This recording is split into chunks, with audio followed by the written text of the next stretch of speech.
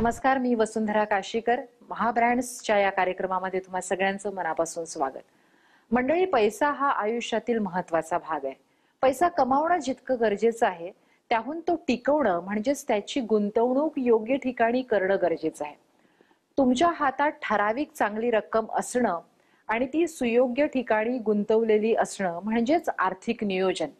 आजच्या भागात आपण याच आर्थिक गुंतवणुकी संदर्भात जाणून घेणार आहोत सिद्धी असोसिएट्सचे कार्यकारी संचालक डॉक्टर मिलिंद संपगावकर यांच्याकडून, आणि त्यांनी जिद्दीने उभारलेल्या व्यवसायाबद्दल आणि त्यातूनच उभ्या राहिलेल्या या आर्थिक चळवळीबद्दल.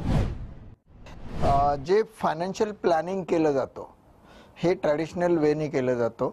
त्या फायनान्शियल प्लॅनिंगमध्ये बेसिकली असं बघितलं गेलेलं आहे की अनेक फायनान्शियल प्लॅनर हे तुम्हाला चाइल्ड प्लॅन घ्या, तुम्हाला पेन्शन प्लॅन घ्या अथवा तुमच्यासाठी इमर्जन्सी प्लॅनिंग करा अशा पद्धतीमध्ये सांगितले जातात. पण माझं असं मत आहे की ज्यावेळेस आपण फ्युचरचा विचार करतो, एखाद्याने पेन्शन प्लॅनमध्ये घेऊन ठेवला 3-4 कोटी 5 कोटीची किटी त्या पेन्शन प्लॅनमध्ये जमा झाली आणि जर त्याच्या मुलाने अथवा मुलीने सांगितलं की मला MS करण्यासाठी US ला वगैरे जायचं आहे आणि त्यावेळेस जर त्याला 1-2 कोटी रुपयाची गरज असेल, त्यावेळेस पेन्शन प्लॅनमधून जर ते पैसे त्यांनी विड्रॉल करू शकला नाही तर ते स्वप्न अर्ध राहू शकतो. अशा वेळेस माझं असं मत आहे की तुमच्या उशाची एक पैशाची चांगली किटी असणं गरजेचं आहे. त्याला आम्ही जादूची पोटली म्हणतो. आर्थिक नियोजन हे कोणत्याही एक्सेल शीटवर किंवा कोणत्याही प्रोग्रामवर होऊ शकत नाही. प्रत्येकाचं आर्थिक नियोजन हे वेगवेगळ्या प्रकाराने होत असतं आणि त्यासाठी मिलिंद सरांकडे एक जादूची पिशवी आहे. सर्वसामान्यपणे जे आर्थिक सल्लागार आहेत ते जी फायनान्शियल प्लॅनिंग करतात ते लिक्विड फॉर्ममध्ये काही मॉडरेट किंवा मिडल टर्म्ससाठी काही आणि काही लॉंगर टेन्युअरसाठी.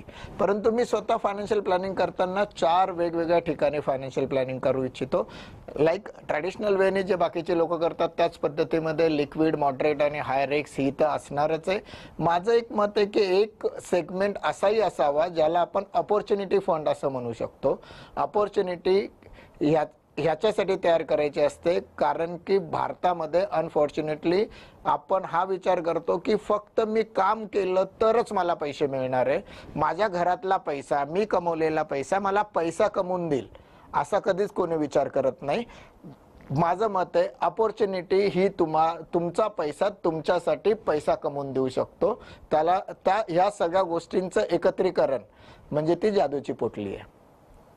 डॉक्टर मिलिंद संपगावकर यांचं वैशिष्ट्य मला जाणवलेलं असं की गुंतवणुकीचे विविध पर्याय आहेत त्यापैकी प्रत्येकाच्या गरजेप्रमाणे ते सल्ला देतातच, पण एखाद्या विशिष्ट गुंतवणूक प्रकारात आपण गुंतवणूक का करायची आणि का करायची नाही याबद्दलची माहिती ते खूप छान समजावून सांगतात.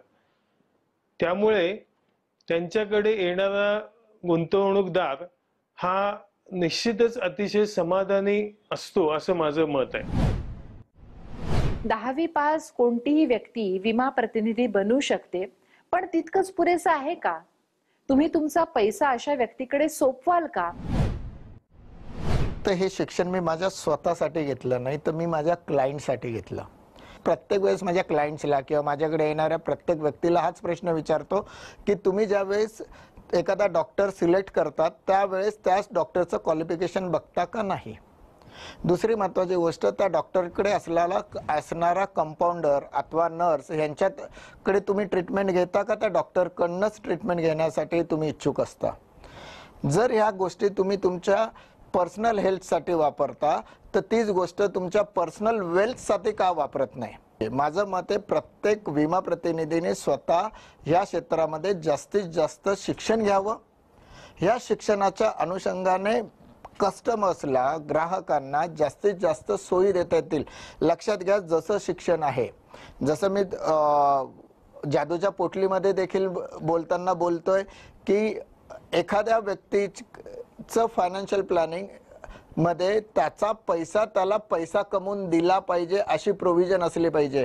हे बाकीचे फायनान्शियल प्लॅनर का करत नाही? तर माझं मत आहे की जेव्हा तुमचं एज्युकेशन जास्त होतं त्यावेळेस अशा वेगवेगळ्या नवनवीन संकल्पना तुमच्या समोर येतात. त्यामुळे हे माझं एज्युकेशन हे माझ्या स्वतःसाठी असण्यापेक्षा माझ्या ग्राहकांसाठी जास्तीत जास्त आहे. सिद्धी असोसिएट्स बरोबर आम्ही गेले 2 वर्षापासून आमच्या चितळे बंधू मिठाईवाल्या संस्थेत आमचे जे कामगार बंधू असतात त्यांच्या ग्रुप मेडिक्लेमच्या पॉलिसीज वगैरे आम्ही गेले 2 वर्षापासून त्यांच्याबरोबर काढत आहोत. सरांचं एक चांगलं म्हणजे ते आम्हाला संस्थेला ज्याप्रमाणे बेनिफिट होतील त्याचप्रमाणे कामगारांना त्यातनं जास्तीत जास्त फायदा कसा घेता येईल दोन्ही पैलूने आम्हाला त्या पॉलिसी सुचवत असतात. त्यात ते देतानाच आम्हाला 4-5 वेगवेगळ्या कंपन्यांचे देखील पर्याय देतात. त्यातनं योग्य पर्याय निवडून आम्हाला ते देत असतात. त्यामुळे एक चांगला पर्याय आम्हाला निवडायला सोपं पडतं. त्याचप्रमाणे अनफॉर्च्युनेटली काही क्लेमच्या घटना घडल्या तर त्या सेटलमेंटला देखील त्यांचा खूप मोठ्या प्रमाणात आम्हाला उपयोग होतो. आणि मला असं वाटतं की आम्ही जेवढे आत्तापर्यंत या सर्व्हिस घेतल्या त्यात मला वाटतं Siddhi associates is one of the best. एक व्यवसाय आज चळवळ म्हणून उभी राहिली आहे. एक ठिणगी आज वणवा बनू पाहते आणि ही आर्थिक सक्षमतेची आग लावली आहे मिलिंद सरांनी.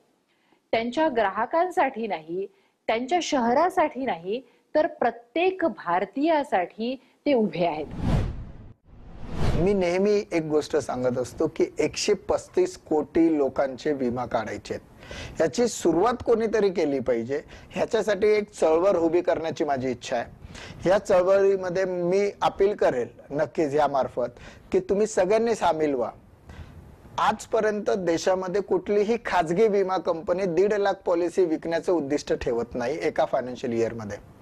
फॉर्च्युनेटली आपण ह्या फायनान्शियल इयरमध्ये माझं स्वतःचं उद्दिष्ट आहे की मी 1,51,000 विमा पॉलिसी विकेल. जर एक सर्वसामान्य एजंट एका आर्थिक वर्षामध्ये 1,51,000 विमा पॉलिसी विकू शकला तर माझं हे ध्येय एका चिंगारीचं काम करेल. आणि मगच आपण म्हणू शकतो की 135 कोटी लोकांना विमित करण्याचं आपलं स्वप्न पूर्ण होऊ शकतो. कारण की मी केलेल्या या कामाच्या चिंगारीचं रूपांतर एका वनव्यात होईल आणि मग हा वनवा 135 कोटी भारतीयांना विमित करण्यासाठी काम करेल. सो मी अपील करेल की प्रत्येकाने ॲटलिस्ट 300 रुपये प्रतिमाहाच्या पॉलिसीसाठी आम्हाला संपर्क करा. आम्ही तुमची प्रत्येकाची विमा पॉलिसी काढून 1,51,000 लोकांना विमित करू इच्छितो. आणि लक्षात ठेवा, यांना विमित केल्यानंतर, तुम्हाला विमित केल्यानंतर तुमच्या पॉलिसीचं कमिशन हे आम्ही BSFच्या जवानांच्या मुलांना ॲडॉप्शन करण्यासाठी वापरू. क्या हार में क्या जीत में किंचित नहीं भयभीत में, कर्तव्य पथ पे जो भी मिला ये भी सही वो भी सही, वरदान नहीं मांगूंगा कुछ भी हो हार नहीं मानूंगा, इंश्योरेंस के लिए जिया हूँ इंश्योरेंस के लिए मरूंगा, इस देश के इंश्योरेंस के लिए जी जान लगा दूंगा, जो आएगा साथ उसको साथ लेके जाऊंगा, कुछ भी कह लो यारो मगर 135 करोड हिंदुस्तानियों को बीमित करके रहूंगा. या कवितेचे पहिल्या 4 लाईनी भारताचे भूतपूर्व पंतप्रधान, भारत मातेचे सुपुत्र, भारतरत्न माननीय श्री अटलजी द्वारा रचित आहेत. आणि नंतरच्या 4 ओळी या माझ्या मनातून निघालेल्या माझ्या अंतःकरणाचा आवाज आहे. मिलिंद सरांची ही आर्थिक चळवळ जशी आपल्या देशासाठी, प्रत्येक देशातल्या नागरिकासाठी आर्थिक सुबत्तेची एक संधी आहे, तसाच आपला भारत देश हा संपूर्ण जगासाठी एक मोठी संधी आहे. माझं आता G20 समिटच्या अंतर्गत जनभागीदारीची एक कन्क्लेव्ह झाली होती दिल्लीला मागच्या 1.5 महिन्यापूर्वी. विश्वविक्रमी इव्हेंट होता. एका दिवसामध्ये 320 स्पीकर्सनी तिथं सहभाग घेतला आणि विमा क्षेत्रातून मी एकटा प्रतिनिधी तिकडे होतो आणि विमा क्षेत्रासाठी व्ह्यू मला मांडायचा होता. तिकडे माझ्या एका स्टेटमेंटला भरपूर दाद मिळाली. तो स्टेटमेंट माझा असा होता की ह्या जगामध्ये असा कुठला देश असेल की जो जगाला आर्थिक मंदीमधून बाहेर काढू शकेल तर तो देश माझा भारत आहे. लक्षात घ्या, आज भारत हा फक्त जगातली सगळ्यात जास्त लोकसंख्या असलेला देश नाहीये, तर सगळ्यात जास्त युवकांचा देश आहे. ज्या वेळेस एखाद्या देशाची डिमांड जास्त असते आणि प्रोडक्शन कमी असतो, अनफॉर्च्युनेटली भारताचं प्रोडक्शन कमी आहे. आज नक्कीच माझ्या देशामध्ये गुंतवणूक करणं तुम्हाला गरजेचं आहे असं सर्वसामान्यपणे आपण सगळ्या 198 देशांना आपण सांगू शकतो जगातल्या. त्याचबरोबर सर्वसामान्य लोक जी आपण भारतामध्ये म्हटलं सर्वसामान्य जी लोक आहेत त्यांनाही आपण हे सांगू शकतो की आज आपल्या देशामध्ये तुम्ही गुंतवणूक करा. घरात पैसा ठेवण्यापेक्षा तो बँकेत ठेवा, म्युच्युअल फंड्समध्ये ठेवा, विमा क्षेत्रात ठेवा. महाब्रँड्समध्ये वेळ झाली आहे एका ब्रेकची. आपलं पुन्हा एकदा मनापासून स्वागत. रिद्धीज लेडी विंग ही मिलिंद सरांची एक अभिनव कल्पना, पण तोही एक व्यवसाय न राहता मोठा उपक्रम म्हणून चालवला जातो. मी सर्वसामान्य ब्राह्मण कुटुंबातून जन्माला येऊन माझं ट्रस्टच्या वयांवर शिक्षण करून 2001 साली 1750 रुपयाच्या पगारावर काम करत इथपर्यंत पोचलो. ही जरी स्टोरी एका बॅकएंडला असली तर ज्या ट्रस्टच्या वयांवर मी शिकलो त्या ट्रस्टचा बघा, मी एक सर्वसामान्य मध्यमवर्गीय ब्राह्मण कुटुंबातून जन्माला आलोय म्हणून मी प्रत्येक वेळेस हा शब्द वापरतो की मध्यमवर्गीय म्हणजे कोण. तर माझं स्वतःचं असं मत आहे की ज्याला स्वाभिमानाचा कणा आहे अशी व्यक्ती मध्यमवर्गीय. ज्यावेळेस मी एका ट्रस्टकडनं वह्या घेतल्या, त्याच्यावर मी शिकलो, तर मला नेहमी रात्री झोपेत मला ते दिसतो की अरे माझ्या डोक्यावर कोणाचं तरी कर्ज आहे. कारण की मला मध्यमवर्गीय माणूस भीक नाही घेणार, उपाशी राहील परंतु भीक नाही मागणार. हा जो स्वाभिमानाचा कणा आहे हा प्रत्येक मध्यमवर्गीयामध्ये असतो, तो माझ्यामध्ये पण आहे.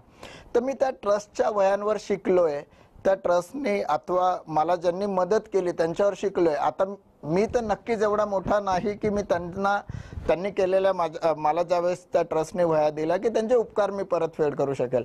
मग मी त्याच्यावर सुरुवात केली की नाही, मी माझ्या उत्पन्नातलं काही रक्कम ही मध्यमवर्गीय मुलांना वह्या देण्यामध्ये, मध्यमवर्गीय कुटुंबांना धान्याचे किट देण्यामध्ये मी खर्च करेन. आणि त्याच्याने ती समाजसेवा सुरू झाली. व्यवसाय हा व्यवसायाच्या जागेवर आहे. हे करत असताना काही वेळेस असं होतं की लक्षात घ्या, आपण काही लोकांची घरं चालवू शकतो, परत इकडे तोच मध्यमवर्गीय स्वाभिमान येतो, मग त्यांना फुकट पैसे नाही द्यायचे. मग त्या स्त्रियांना आपल्याकडे कसं आणून त्यांना काय काम देता येईल. मग स्त्रियांना काम देत असताना त्यांची गरज काय. तर आता सगळ्यात महत्त्वाचा मुद्दा असतो स्त्रियांना जो आपण म्हणतो की संकोच आणि अस्वस्थता कुठल्या बाबतीत येते, तर मासिक पाळीच्या संदर्भात. कारण मासिक पाळीमध्ये स्त्रिया सॅनिटरी नॅपकिन मागायला कुठल्याही दुकानात गेल्यावर कॉन्फिडंट नसतात. मी हा लूफॉल ओळखला आणि रिद्धीज लेडी विंगची स्थापना केली. तिथं मी काही महिला कामाला ठेवल्या, त्या महिलांशी बोलतात, सॅनिटरी नॅपकिन स्पेशल पॅकिंगमध्ये पॅक करून त्यांच्या घरी पोहोचवण्याची व्यवस्था करतात. रिद्धीज लेडी विंगच्या मार्फत आम्ही पैसे कमवत नाही, कारण की जे काही पैसे येतात ते आमच्या स्टाफच्या सॅलरीमध्ये जातात. पॅकिंग पेपर, सुरेख असा पॅकिंग पेपर आम्ही त्याच्यावर केला आहे, कारण की कुठल्याही ब्रँडच्या सॅनिटरी नॅपकिनवर त्याच्यावर आमच्या कंपनीचा ब्रँडिंग असलेला पेपर ब्रँड केला जातो. त्याला एक चांगली जवळपास 10 ते 12 रुपयाची एक कापडी पिशवी अटॅच केली जाते आणि मग ते सॅनिटरी नॅपकिन तुमच्या घरी डिलिव्हर केलं जातो. मग ते सॅनिटरी नॅपकिन 30 रुपयाचं असो का 300 रुपयाचं असो, प्रत्येकासाठी तीच क्वालिटी दिली जाते. तर माझं असं म्हणणं आहे की व्यवसायाबरोबर मी समाजाचं ऋण फेडण्याचा प्रयत्न करतोय की ज्याच्याबरोबर माझ्याबरोबर जर मी 30-40 लोकांची घरं चालवू शकत असेल तर मला स्वार्थ आणि परमार्थ दोघेही साध्य होत असेल तर याच्यापेक्षा सुखाचं दुसरं साधन नसेल. विमा क्रांतीच्या मिलिंद सरांच्या चळवळीने जशी तुमची आमची स्वप्न पूर्ण होतील, तशीच BSFच्या शहीद जवानांच्या मुलांची देखील स्वप्न पूर्ण होणार आहेत. कशी, चला जाणून घेऊया. 2016 मध्ये मी माझ्या वाढदिवसाच्या दिवशी एक कन्सेप्ट राबवण्याचा प्रयत्न केला होता की आपण एकाच दिवशी 11,000 विमा पॉलिसी विकून त्यातून येणारा पैसा PM आणि CM रिलीफ फंड मध्ये डोनेट करणार. त्यावेळेस झालं असं की अनेक लोकांनी विचारलं होतं की आता तर काही अडचण नाहीये आणि तू का PM आणि CM रिलीफ फंड मध्ये डोनेट करतोय.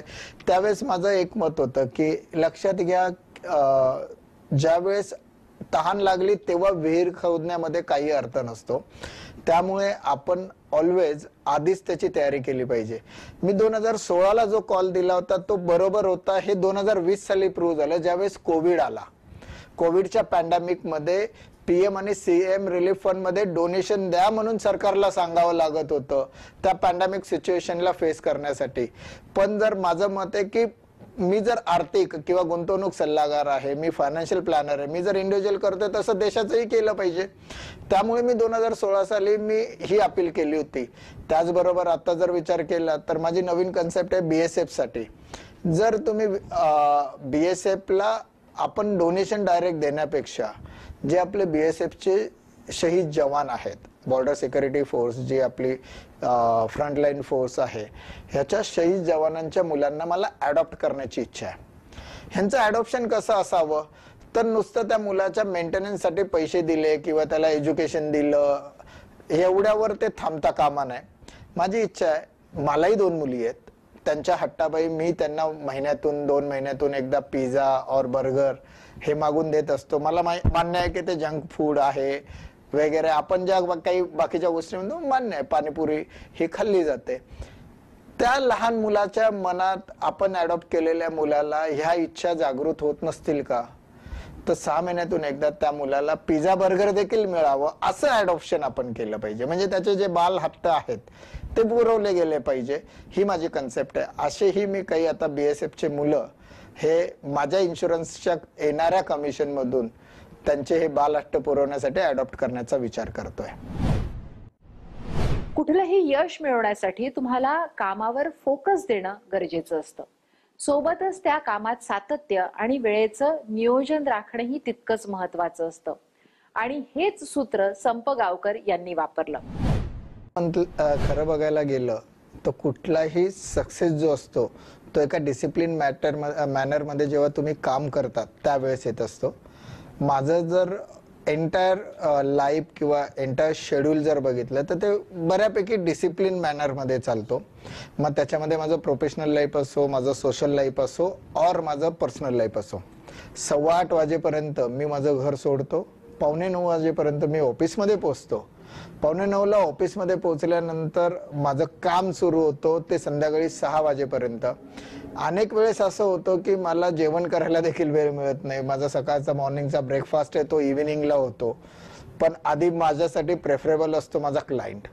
या सगळ्या प्रोसेसमध्ये मी 2 तास हे माझ्या सोशल वर्कला दिलेले असतात. त्यामुळे तुम्ही जर माझ्या वेबसाईटवर जाऊन माझ्या अपॉइंटमेंट्स बघितल्या तर त्याच्यामध्येच अपॉइंटमेंट्स घेत असतानाच तुम्हाला विचारलं जातं की तुम्हाला प्रोफेशनली भेटायचं आहे का सोशलसाठी भेटायचं आहे. तर सोशलसाठी इमर्जन्सी 1-2 तासाचा वेळ दिलेला आहे की ज्या लोकांना माझ्याकडनं मदतीची अपेक्षा आहे आणि ज्यांना मी काही मदत करू शकतो अशा लोकांना भेटण्यासाठीचा तो 2 तास रिझर्व ठेवला असतो. तर याच्यासाठी 2 ते 4 मी नक्कीच ऑफिसमध्ये अवेलेबल असतो आणि दिलेल्या वेळेमध्ये तुम्ही येऊन आपण डिस्कस करून तुमच्या अडचणीवर मार्ग काढू शकतो. त्याच्यासाठी मी नेहमी 2 ते 4 हा सोशल कामासाठी वेळ ठेवलेला आहे. तर ज्या पद्धतीत प्रोफेशनल आणि सोशल साठी मी संध्याकाळी 6 वाजेपर्यंत जीव तोडून काम करतो, मात्र संध्याकाळी 6 वाजेपासून 9 वाजेपर्यंतचा वेळ जो आहे तो माझ्या फॅमिली टाइम साठी असतो. तर रोज संध्याकाळी 6 वाजता मात्र डॉट मी ऑफिस सोडतो. 6:30-6:45 पर्यंत घरी येतो. घरी आल्यानंतर वाईफ और मुलांबरोबर जे काही 2-2.5 तास 3 तास आम्हाला स्पेंड करता येतील तो एक क्वालिटी टाइम स्पेंड करण्याचा आम्ही प्रयत्न करतो. पैशांनी श्रीमंत असण्यापेक्षा माणुसकीने श्रीमंत असावं असं संप गावकर यांना वाटतं आणि त्या दृष्टीने त्यांनी अनेकांना मदतीचा हात दिलाय. त्यांच्या आर्थिक सल्लागार कामासाठी तर त्यांचा गौरव झाला आहेच, पण त्यांच्यातल्या माणुसकीचं कौतुक हे नेहमीच पाहायला मिळतं. पहिले जे 2 मुद्दे आहेत, मी पैशाने श्रीमंत आहे, ट्रॉफीने श्रीमंत आहे का, तर याच्यात आणि माणसांनी आहे का, तर या तिघांपैकी पहिल्या 2चं उत्तर मी आधी देऊ इच्छितो. मी सर्वसामान्य गरीब ब्राह्मण कुटुंबातून जन्माला येऊन इथपर्यंत पोहोचलेला व्यक्ती आहे. मी सर्वसामान्य मध्यमवर्गीय आहे. मी जे काही पैसे कमवतो ते माझ्या फॅमिलीसाठी, माझ्या समाजासाठी, मध्यमवर्गीयांसाठी खर्च करेल एवढे पैसे मी कमवतो आणि मध्यमवर्गीयांचे किंवा माझ्या फॅमिलीच्या ज्या काही माझ्या गरजा आहेत त्या पूर्ण करण्यासाठी मी आहे. तर मी पैशासाठी काम करत नाही, पैसे कमवण्यासाठी काम करत नाही, हे नक्कीच. सो असं म्हणू शकतो की मी खूप पैशाने श्रीमंत आहे असं नक्कीच नाही. ट्रॉफीने श्रीमंत आहे का, तर आत्तापर्यंत अनेक म्हणजे जवळपास 485 पेक्षा जास्त अवॉर्ड्स मला मिळालेत. अनेक लोक म्हणतात की अरे वा, भरपूर अवॉर्ड्स मिळालेत, पण मनामध्ये कुठेतरी एक छोटं स्वप्न आहे. त्याच्यासाठी मी एक वॉल रिकामी ठेवली आहे माझ्या ऑफिसमध्ये, माझ्या घरी. तिथं मला तो अवॉर्ड बघायला नक्कीच आवडेल. आणि तुमच्या सगळ्यांच्या आशीर्वादाने ह्या वर्षी पद्म 2024 साठी माझा नॉमिनेशनची प्रोसेस सुरू आहे. त्या प्रोसेसमध्ये एका व्यक्तीची पूर्ण पर्सनल स्टोरी लिहून ती पाठवायची असते. ते स्टोरी रायटिंगचं आणि नॉमिनेशनचं काम चालू आहे. सो जोपर्यंत मला तो पद्म मिळत नाही तोपर्यंत मी अवॉर्डने श्रीमंत आहे असं म्हणू शकत नाही, कारण की तो सर्वोच्च नागरी सन्मान आहे आणि प्रत्येक भारतीयाचं स्वप्न असतं की तो अवॉर्ड आपल्याला मिळावा. त्यामुळे मी नक्कीच म्हणेल 485 अवॉर्ड मिळाल्यानंतर सुद्धा मी ट्रॉफीजने श्रीमंत आहे. मात्र तिसरा जो मुद्दा होता, मी माणसांनी श्रीमंत आहे का, तर मी नक्कीच माणसांनी श्रीमंत आहे. कारण की आत्तापर्यंत सिद्धी असोसिएट्सचे 23,000पेक्षा जास्त ग्राहक, रिद्धीज लेडी विंगचे 4,500 ते 5,000पेक्षा जास्त ग्राहक, मध्यमवर्गीय विकास मंचच्या ज्या लोकांना मी मदत केली त्या 3,000पेक्षा जास्त लोक, जवळपास 9,000 मुलांना आपण वह्यांचे वाटप केले ते लोक, 27,000पेक्षा जास्त लोकांना होमिओपॅथीचे औषधं कोविडच्या काळात वाटले ते लोक, अथवा जवळपास 6,500 शेतकरी बांधव ज्यांना आपण पीक विम्याचे क्लेम्स मिळवून दिले. अशा अनेक लोकांशी मी ज्यावेळेस जोडलो गेलो किंवा पुण्यामध्ये अथवा महाराष्ट्रात फिरत असताना जेव्हा एखादा माणूस ओळखतो, अरे तुम्ही डॉक्टर संपगावकर ना, त्यावेळेस जो प्राऊड फील होतो, त्यावेळेस ही भावना नक्कीच येते की मी माणसाने मात्र प्रचंड श्रीमंत आहे. आजपर्यंत डॉक्टर संपगावकर यांनी 3,900 कोटी रुपयांचा विमा उतरवलाय. त्यांच्या या कामासाठी 450हून अधिक पुरस्कारानं त्यांना सन्मानित करण्यात आलंय. पण एवढ्यावरच त्यांना थांबायचं नाहीये, तर भविष्यात त्यांना देशातील प्रत्येक व्यक्तीचा विमा उतरवायचा आहे. त्यांच्या याच संकल्पासाठी त्यांना शुभेच्छा. इथे थांबूया आणि पुढच्या भागात आपण भेटणार आहोत अशाच एका नव्या प्रेरणादायी ब्रँडसह. तोपर्यंत नमस्कार.